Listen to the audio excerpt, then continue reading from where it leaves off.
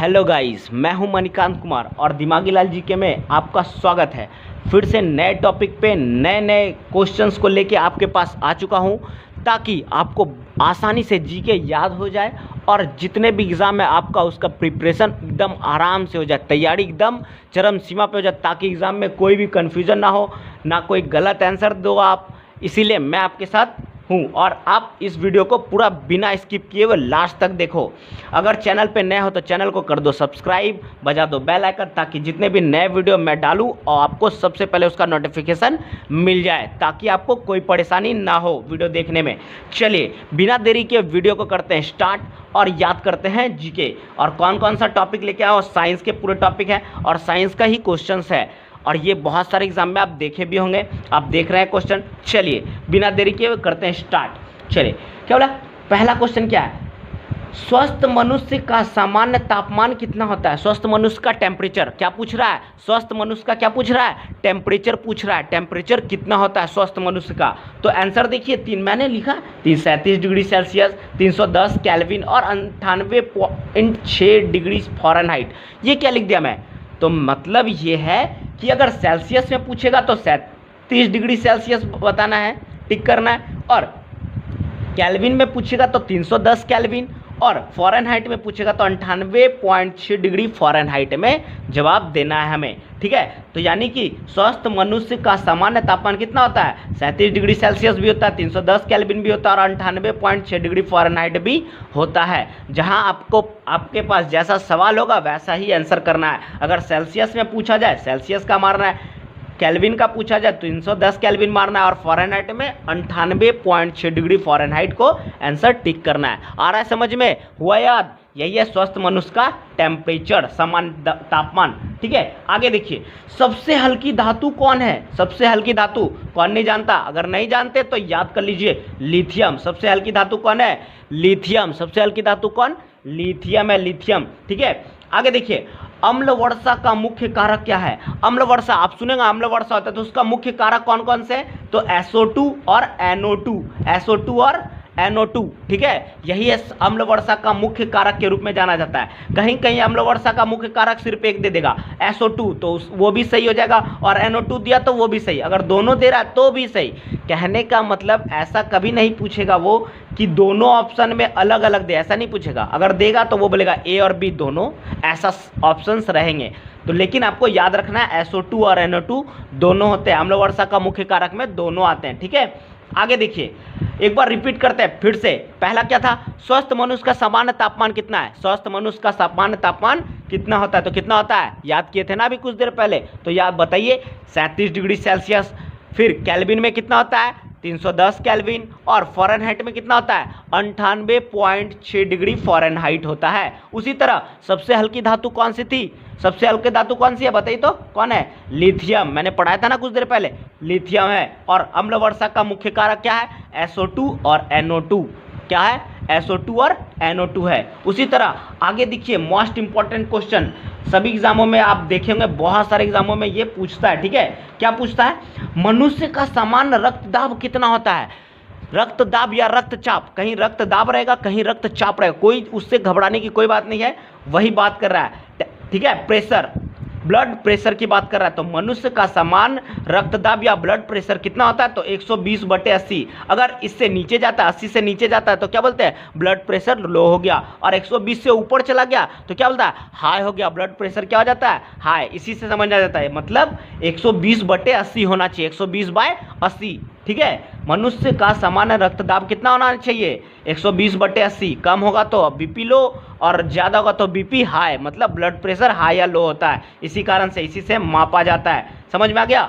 आगे देखिए, रक्त की कमी से होने वाला रोग है, रक्त की कमी से कौन सा रोग होता है, तो रक्त की कमी से होता है एनीमिया रोग। कौन सी कमी होती है, एनीमिया। रक्त की कमी से कौन सा रोग होता है, एनीमिया रोग होता है। ठीक है, उसी तरह आगे देखिए क्या है, कुनैन किससे प्राप्त होता है, कुनैन किससे प्राप्त होता है, तो सिनकोना से प्राप्त होता है। कहीं कहीं ऑप्शन में सिनकोना का छाल देगा, कहीं कहीं सिनकोना देगा, तो आपको घबराना नहीं है, वही बात है, सिनकोना का छाल दे या सिनकोना। तो कुनैन किससे प्राप्त होता है, सिनकोना से प्राप्त होता है। किससे प्राप्त होता है, सिनकोना से प्राप्त होता है। आगे, शुष्क बर्फ किसे कहा जाता है, शुष्क बर्फ किसे कहा जाता है, गौर से समझना। शुष्क बर्फ किसे कहा जाता है? तो ठोस कार्बन डाइऑक्साइड, ठोस CO2 या ठोस कार्बन डाइऑक्साइड को क्या कहा जाता है? शुष्क बर्फ कहा जाता है, शुष्क बर्फ। ठीक है, आगे लाफिंग गैस का रासायनिक सूत्र क्या है? लाफिंग गैस का रासायनिक सूत्र क्या है? N2O। इसका पूरा नाम नाइट्रस ऑक्साइड, क्या नाम है? नाइट्रस ऑक्साइड, तो N2O। ठीक है, लाफिंग गैस का रासायनिक सूत्र क्या है? N2O होता है। ठीक है, उसी तरह आगे क्या है? ब्रोंकाइटिस रोग संबंधित है। बहुत सारे एग्जामों में ये सवाल पूछे गए हैं, ब्रोंकाइटिस रोग किससे संबंधित है? तो ब्रोंकाइटिस रोग किससे संबंधित है? फेफड़ा से। किससे संबंधित है? फेफड़ा से। ब्रोंकाइटिस रोग किससे संबंधित है? फेफड़ा से। एक बार फिर से रिपीट करते हैं पहले वाला, ठीक है, याद हुआ कि नहीं वो चेक कर रहा हूँ। स्वस्थ मनुष्य का सामान्य तापमान कितना होता है? तो 37 डिग्री सेल्सियस। क्या होता है? 37 डिग्री सेल्सियस होता है। केल्विन में कितना होता है? तो 310 केल्विन। बताइए जल्दी, केल्विन में कितना होता है? 310 केल्विन। और फ़ारेनहाइट में कितना होता है? 98.6 डिग्री फ़ारेनहाइट। फ़ारेनहाइट में कितना हुआ? 98 डिग्री 6 फ़ारेनहाइट होता है। उसी तरह सबसे हल्की धातु कौन सी है? सबसे हल्की धातु कौन है? बताइए बताइए जल्दी बताइए। लिथियम।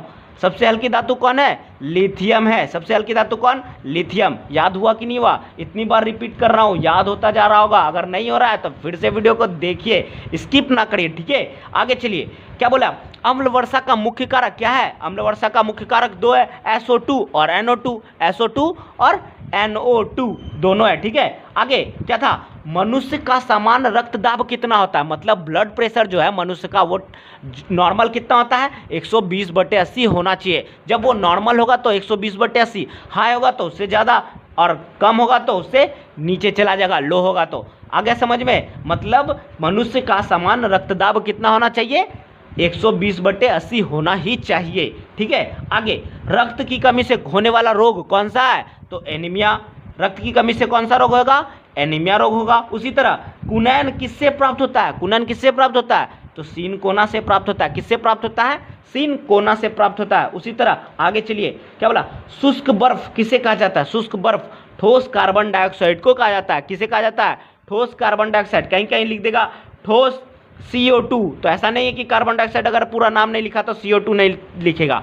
मतलब कहने का ये कि CO2 अगर कहीं लिख दे तो आप इसे भी टिक कर सकते हो, लेकिन ठोस होना चाहिए। ठोस कार्बन डाइऑक्साइड। ठीक है, ठोस कार्बन डाइऑक्साइड को क्या कहा जाता है? शुष्क बर्फ कहा जाता है। ठीक है, आगे लाफिंग गैस का रासायनिक सूत्र। लाफिंग गैस का रासायनिक सूत्र N2O। कहीं कहीं N2O अनुसूत्र ना देके लिखेगा नाइट्रस ऑक्साइड। क्या लिखेगा? Nitrous oxide. तो समझ जाना नाइट्रस ऑक्साइड किसका है? लाफिंग गैस का रासायनिक सूत्र है N2O और उसका नाम क्या है?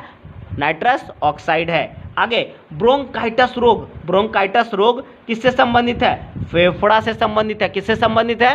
फेफड़ा से संबंधित है ब्रोंकाइटिस रोग। उसी तरह चुंबकीय फलस की इकाई क्या है? बेवड़। चुंबकीय फलस की इकाई क्या है? बेवड़। ये भी बहुत सारे एग्जामों में पूछा गया है और आगे भी पूछता ही रहेगा, और जितने भी आने वाले एग्जाम हैं उसमें ये टॉपिक से बहुत सारे क्वेश्चन आपको देखने को मिलेंगे। इसीलिए मैं ये वीडियो लाया हूँ और बहुत इंपॉर्टेंट है, इसीलिए आप इसे गौर से याद कर लीजिए। चुंबकीय फलस की इकाई बेवड़ है। और आशा करता हूँ पूरा वीडियो आपको देखने में अच्छा लगा होगा और आपको पूरा का पूरा जीके याद हो गया होगा। मैं आशा करता हूँ आपको अगर याद हो गया तो आप कर दो चैनल को सब्सक्राइब अगर नए हो तो, ठीक है। और अपने दोस्तों के साथ भारी मात्रा में क्या करो? शेयर करो, ताकि वो भी याद कर ले इसे देख के, ठीक है। आपके लिए मेरे पास एक सवाल है, टिबिया नामक हड्डी किस अंग से संबंधित है? टिबिया नामक हड्डी किस अंग से संबंधित है? इसका आंसर कमेंट में आप कर